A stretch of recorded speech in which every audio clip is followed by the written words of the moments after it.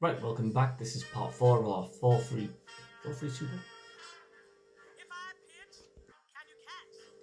Welcome to the 2-3-1 formation video series for kids football. This is the fourth and final video, phase 3, where we talk about what we do when we lose possession. The other videos, in the first one was an introduction, just an overview of the 2-3-1 formation. The second video was phase 1, where I talk about scenarios of when we're playing out from the back. And the third video was phase 2, where we talk about how we break into the other team's half and how we create lots of chances to score goals.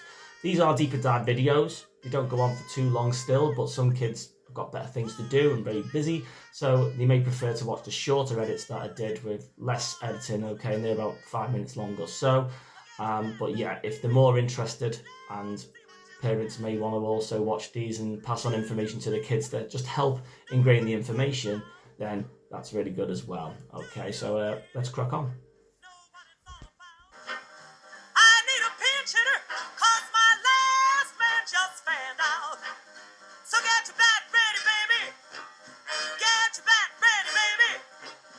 Get your bat ready, baby. Get your bat ready, baby. Get your bat ready, baby. Hey guys, welcome back to our 2-3-1 series. We're talking about 7v7 setup, using the 2-3-1 formation, getting to learn more about our roles and responsibilities and in different phases and stages of the game. I hope you've managed to digest some of the videos so far. I appreciate, lads, at this age, you're probably bored of me droning on and find the videos too long, so I do encourage you to listen to them in sections, and so you can start to appreciate different parts of the game, make life easier for yourself. Basically, that's what all this is about. Okay, and I hope any coaches or parents are getting use out of them as well. And yeah, starting to think of ideas about different types of sessions or exercises you can run with the lads to help with their positional play as they advance up the age groups and need to think a little bit more intelligently about where they are on the pitch. So we did phase 1 in the first video, where we were building up from the back, all right, and then we transitioned into phase 2, where we're breaking the lines. We're now entering into the final third of the pitch and talking about how we go about attacking and getting numbers into the box. And now in this final phase, we're talking about phase 3, where we've given the ball away. It's going to happen, whether we're dribbling or passing, especially at this level where everything's happening all at once. It's not always easy, I appreciate, to look up and find a pass, and your instinct is a lot of time to dribble with it. That's cool, but we do try and need to start to think about both sides, and by being more conscious about where we're standing on the pitch and our movement, we're going to find easier ways to pass the ball to each other. Hopefully, that's the idea, if you follow these amazing tips anyway. All right, so now we've lost the ball. Now we've got to think about how we're going to get it back. Okay, this is a transition. All right, you might hear that phrase more and more. It's become really important now, more so than ever in the modern game, where transition just means going from defence to attack or attack to defence. Okay, so in this instance, we're going from attack to defence. We've lost the ball. How do we respond? What sort of things should we be thinking of? Okay, because the responsibilities within the blink of an eye all of a sudden change. Okay, you can just be lazy and just let the other team run up the pitch with the ball and concede goals. Doesn't sound like much fun to me. Or we can react super quick to get into a really good position in order to try and win the ball back, and try and win that ball back hopefully as high up the pitch as possible. If you win the ball high up the pitch, you're basically closer to goal and you cause more chaos. As a result, you've got less distance to travel when you win the ball, and less time for the other team to react after only just winning the ball back themselves. Okay, they're in not in great positions as a result of them losing the ball. All right, but we're going to show you how you should be thinking now when you lose the ball. Obviously, I want us to be brave, drive forwards, get bodies forwards, look to play exciting football. And we ended the last video where we had 4 men committed forwards. Okay, we managed to always maintain that we have our defender at the back here, our rock, stay in goal side, not allowing this player to go beyond us. Our goalkeeper, ever ready, not just sat on his goalpost, twiddling his thumbs, picking his nose. He is rearing to go. He could even be higher up if you like, if he's good on the ball, and act as a bit of a sweeper defender, where he sweeps up the ball if a long ball is played.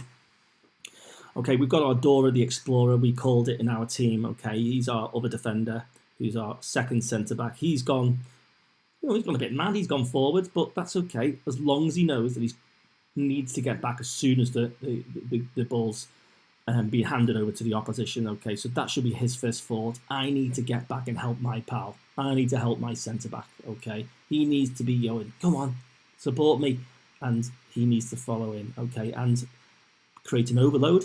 Remember, we talked about that in the second video. Create a 2v1 to outnumber this player at least. Okay, we don't want us to be in this dangerous 1v1 situation. So yeah, this defender's picked up the ball. He's read it really well. He's picked it up, and we all need to respond as soon as we can.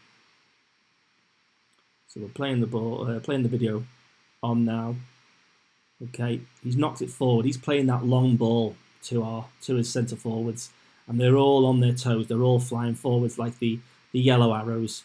And because we're highly energetic, we're focused, we're a determined bunch, we're also getting back as quick as our legs can carry us. Okay, our number 5 here, our defender, see the staggered line. He's looking to cover and get in with his centre back to support him, because again we've seen this 1v1 situation unfold, which is a dangerous position to be in. All right, we want to try and avoid them at all costs. Now we want to overload the opposition. Okay, we want to create 2v1s, but in a defensive way. All right, so we're all getting back. Ball's played forward. All right, a lot of energy required here while sprinting back into position. You know, they've got runners off the ball. Okay, he's on the wrong side for us.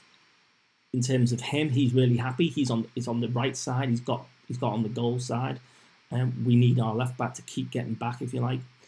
We've got this 1v1 situation. Our defender, our rock, he's decided to go up tight against him to try and win the ball, which is great, aggressive defending, as long as you've got cover. If you try and dive in and you're on your own and you miss the ball, or the other player's good and he turns you, then you're in trouble, aren't you? So you've really got to make that call whether to ever engage, whether to try and aggressively win the ball back. When I say aggressive, I don't mean like punch the player or anything daft like that. I just mean get close to him, you know, try and jab at the ball with your feet, lean in, all that sort of good stuff. Be nice and strong, okay, without fouling. All right, and you can do that if you know you've got an intelligent fellow centre-back, a fellow defender who's coming back to cover. Like we said, our number 6 needs to be a really talented player in lots of different ways, both offensively going forwards, also defensively. Got to have lots of good endurance and stamina to get back. Okay, so he's done really well to get back here. We just need this left back to keep motoring back, really, to try and get on this side. I know it's hard, but you know that's the job at hand. Okay, yeah, up here, sorry, at the other side of the pitch here on number 2. Yeah, he's got goal side, so that's really good. All right, our forward. Whilst I said we don't want everyone switching off and you all become defenders, we still want to keep a threat. All right, so our forward out of everyone becomes less defensive focused than everyone else. He still gets back. He still looks to get in a position where if we did win the ball back, he's in a good position. He doesn't lazily walk back, okay, and be in this high position.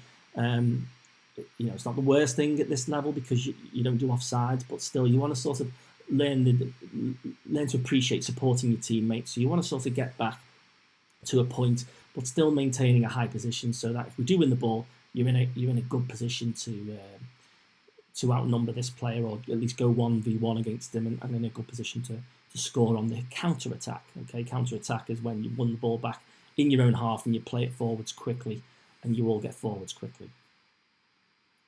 So I've moved the video on. They're still working their way up the pitch. Their forward has done the hold-up play that we talked about in the second video, and the first video, I think, as well, when he plays it back to his midfielder. The yellows are still moving up the pitch, and we've really got to keep getting back. Our goalkeeper's starting to think about getting nearer to his own goal.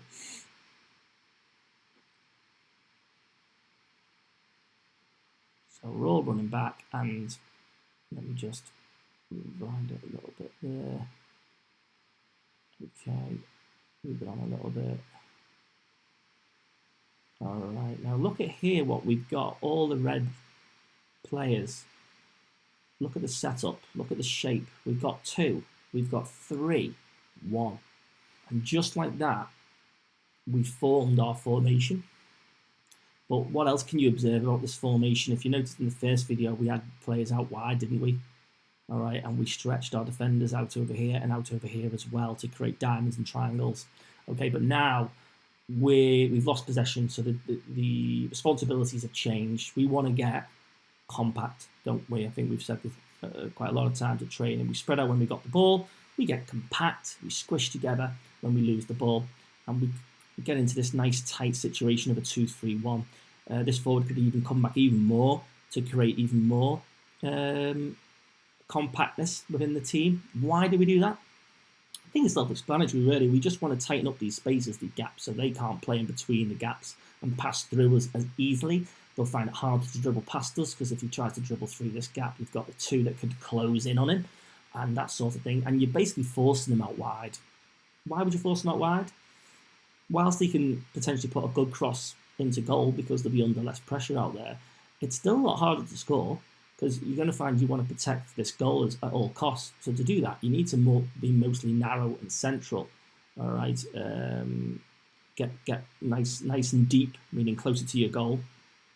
You don't need to go all the way back to your penalty box, because you're going to attract them to get really high and get into our box a bit easily. So you've got to try and be disciplined, not go too far back to your goal, but certainly don't stay too high. Get nice compact, keep the spaces close together, and there you go. You've up to that point again. Yeah, so I've removed the players now. I've kept our shape that we were in terms of our compact shape, and removed the players just so you can focus a little bit better, take those out of the equation, and you can actually see this 2-3-1 formation. So yeah, that has to be your biggest focus when you've lost the ball. How quickly can you get into your compact shape? All right, and the quicker you do that, then you can have your breather a little bit more, because I appreciate it's a lot of energy to expend to get forwards and back. But 7-a-side does place those demands, and we're having more players on the pitch. This is why you're able to hopefully pace yourself a little bit more.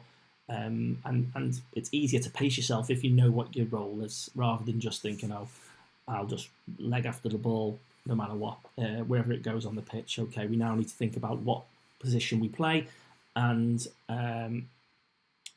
really focus your energies on certain areas of the pitch more so than others. Another thing to touch on is when they've got the ball, we've got to decide, do we press the ball or do we delay the player? Remember, I talked about the first rule of defending isn't tackling, it's high up on the list, but the first thing to do is slow the player down. Okay, so engage the player, but don't dive in. Stand up, keep yourself in a position where the ball's in front of you, not to the side of you, which means he's going to go by the side of you and go past you. Keep the ball in front of you, so you've got to back off. You can't keep backing off towards your own goal.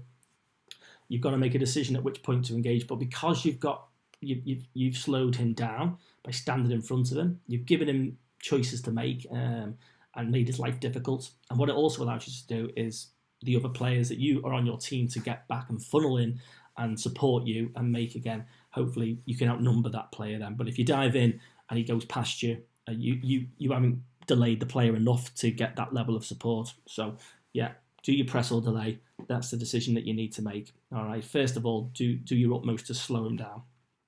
Beware one-on-one situations, as we talked about. You want that covering defender to shuffle across. Again, if the ball's on this their right-hand side, our left, we want all our players to shuffle across. Again, I don't need our wide player over here to go all the way across this area. Just to emphasise, I don't need him going over this line, this imaginary line down the middle of the pitch. He needs to stay on this side. Same with the number 3 on this side. Okay. If the ball's on this side, however, then again, we all shuffle across in kind. Yeah.